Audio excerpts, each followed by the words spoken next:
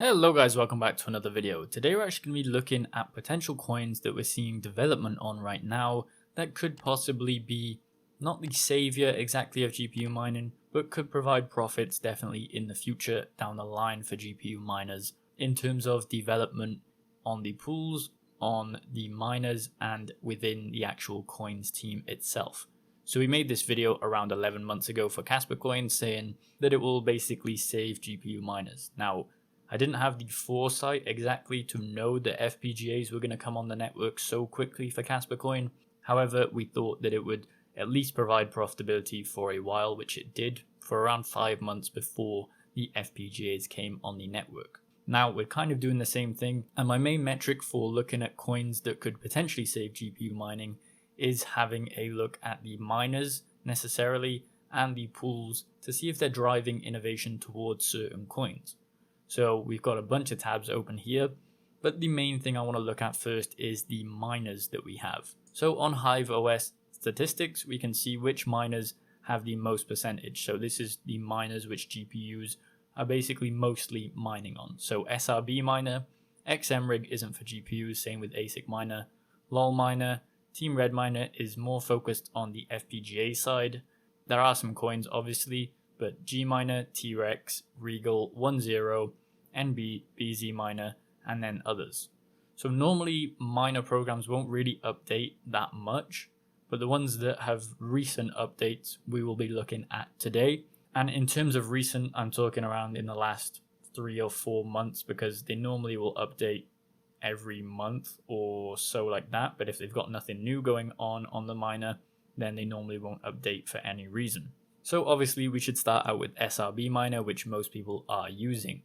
So SRB miner basically strictly update for Dynex coin, which is one of the main drivers, I guess, of innovation. If Dynex are really being a place for GPU miners to actually gain profitability and into the future, you would want to see development from the pool, from the coin itself, and from the actual mining program. So if we look here, this was 3 weeks ago, and that is pretty close to updates in terms of like timelines for miners. If we look at other updates in the last month, this is the previous one. It's all about Dynex bug fixes.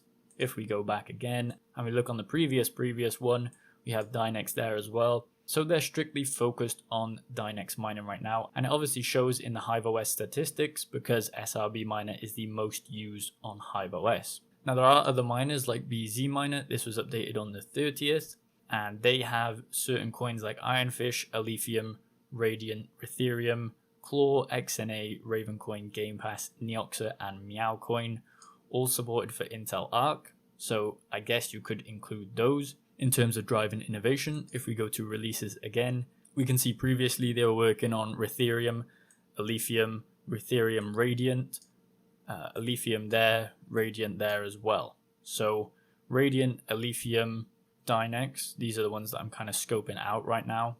If we go to previous release, we see Radiant and Ethereum, Radiant and Ethereum. So there's a lot of optimized algorithms as well, just because of the dual mining aspect of Ethereum.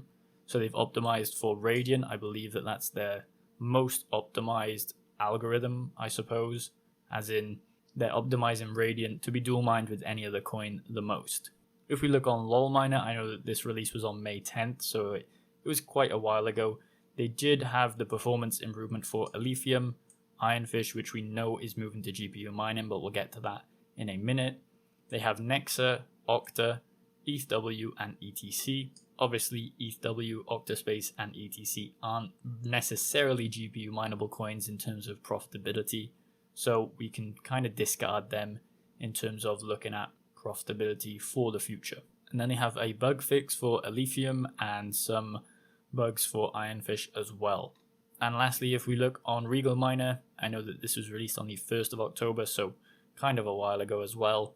They basically are optimizing for Conflux and Radiant, Conflux ZIL and Radiant, Conflux Alephium, and ZIL, and then Octa Radiant, and ZIL. So the main coins that I think we are looking at today in terms of what's driving innovation in terms of the miners would probably be Dynex, Nexa, Alephium, Radiant, and IronFish. Now, in the list of coins that people are actually mining, Dynex obviously at the top. The next one that we were looking at would be Nexa, which is in 4th place, Radiant in 5th place, and then it would be Alephium, and the last one is IronFish down there. Now, we kind of have to discount IronFish right now just because of the FPGA mining that's going on the network.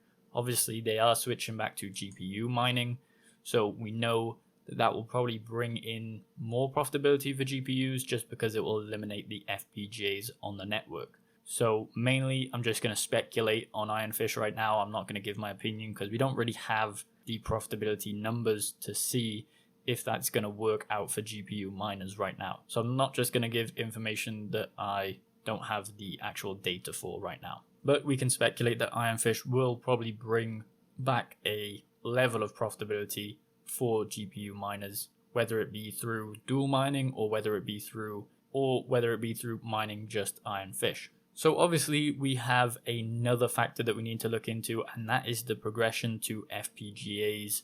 In terms of GPU miners, they need to be profitable when FPGAs hit the network, and we saw it with IronFish, so it's a great example, and we saw it with Kaspa coin. These GPUs tend to get phased out, and that means that there's less profitability for the GPU miners. So remember, this video is strictly about GPU mining and where the profits are going to lie in the future and now.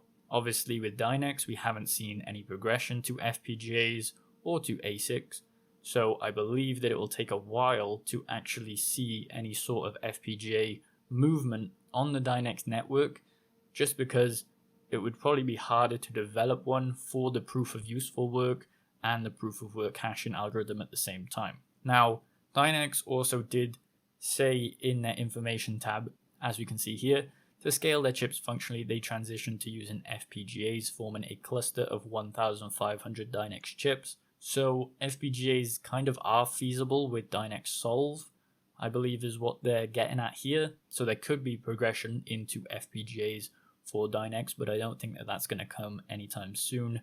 The main focus would be on GPU mining. Now, when it comes to Nexa, there are no FPGAs on the network, but I believe that they have in theory allowed FPGAs to come onto the network or for anyone to develop them.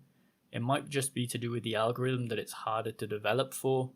So that's probably why we're not seeing as many FPGAs, or at least development of FPGAs onto Nexa. But Nexa is obviously producing the second most emissions under Dynex when we're talking about these list of coins. Now, when it comes to Alephium, which we scoped out as well, we are kind of looking at FPGAs being on the network. I believe that there's definitely private bit streams for FPGAs on the network. So not really an open sourced one yet, but there definitely is private ones on the network. And that probably means that at some point it will transition into ASICs, depending on when people get FPGA bit streams through. Right now, obviously they are in the phase of progressing. It's still great for algorithms in terms of the power that it uses for a GPU. However, not as good as Dynex and Nexa right now, because those two networks don't have FPGAs on them. So it's strictly GPUs and strictly profitability for GPU miners. Same kind of incident that comes with Radiant. Obviously, we've seen the E300 from Osprey Mining that has basically allowed people to gain profits on Radiant through their FPGAs. We will look at profitability in a minute. However, Radiant is allowing FPGAs and they're also allowing ASICs on the network. I don't think it will be too hard to produce an ASIC for Radiant based on the algorithm. It's a SHA algorithm, so you know, the architecture is probably still there in terms of producing ASICs for this algorithm. As it says, the SHA-512 standard is up to 50% more efficient than SHA-256 on 64-bit architecture. So you know, you already have a load of ASICs which are Bitcoin ASICs, so they already have the architecture. You just have to produce something or develop something for that framework, I guess, in terms of ASICs. So we'll probably not see profitability for Radiant on GPUs for a while. So we already have FPGAs on Radiant, so I don't think that will be the savior necessarily for GPU miners, just because of the fact that they will probably progress pretty easily over to ASICs based on the algorithm that they're using. As I said, the main driver of innovation through the mining softwares is mainly looking at Radiant and it's looking at Dynex. So that can kind of give you an idea of what people are developing for, what kind of resources are going into coins, and in turn that will drive innovation and hopefully more market cap and more liquidity into these coins for more profitability in the future. Now, when we're looking at profitability in terms of GPUs, obviously we can see the two coins that we basically set out, or we were looking at, which is Dynex and Nexa. So Nexa is kind of highest profit, highest revenue. Normally what we see is Dynex has the highest profit and Nexa will have the highest revenue. That's normally what we see. However, there's other coins sprinkled in here. Dynex plus Radiant is a good dual mineable pair right there. Dynex and Radiant, Dynex and Radiant. There are some Conflux and Radiant pairs which will produce more revenue. However, if we're looking at profitability, Dynex basically takes the crown and some Nexa sprinkled in. And then, as I said, Radiant also has FPGAs, and I believe they're bringing in a fair amount of profit. If we take this 20 cents down to 10 cents, we can see here that the Superscaler K10 is bringing in decent profits on Radiant. The Osprey E300, if we look here on Radiant, it's still bringing in profitability. Kyler coin is there, but it doesn't have the most development, let's say, onto the network, and people aren't really developing for Kyler coin in terms of the pools or the miners. And then obviously IronFish is there, but we can kind of discount the fact that IronFish is there because it will be reverting back to GPU mining. So lastly, looking at IronFish, obviously we're not seeing profitability, and I just showed you on the FPGAs it is profitable, but as it's reverting back, we will have to keep our eye on this. I can't give a prediction right now just because we haven't seen the profitability for GPU mining yet. Obviously, when a lot of hash rate from the FPGAs comes off the network, we're probably going to see more profitability for IronFish. Now, the fact that it's staying GPU mineable could be good in the future for us miners in terms of profitability, but I still believe that Dynex and Nexa have a long way to go until they have FPGAs / ASICs on the network. So my top pick would probably be Dynex, Nexa, and IronFish. If you can mine these in a dual mineable way where you can yield the most out of the lowest priced one. For example, Dynex is high priced. If you could yield some IronFish in the meantime, dual mining with that algorithm while the yield is low, I would definitely go for that. Nexa is a very hard algorithm to actually dual mine with. It doesn't work well with other algorithms, so I wouldn't necessarily say you should dual mine with Nexa. But I know Dynex has the low power draw, IronFish has low power draw. If you want to add Dynex or Alephium or Dynex and Radiant, that would be good as well. I'd stick to either Dynex or Nexa. If you are doing Dynex, you could implement a yield strategy for dual mining as well. So that's my thoughts on what kind of coins we're going to see producing profits in the future. I will make an updated video if new information comes out, obviously, about Nexa FPGAs or Alephium FPGAs widely available bit streams, if Radiant goes over to ASICs at any time soon, and obviously the new hashing algorithm for IronFish. So hopefully you guys enjoyed the video. If you did, please leave a like and subscribe to the channel so we can hit 3,000 subscribers by the end of the year, and leave a comment below what coins you're mining for the future of profitability.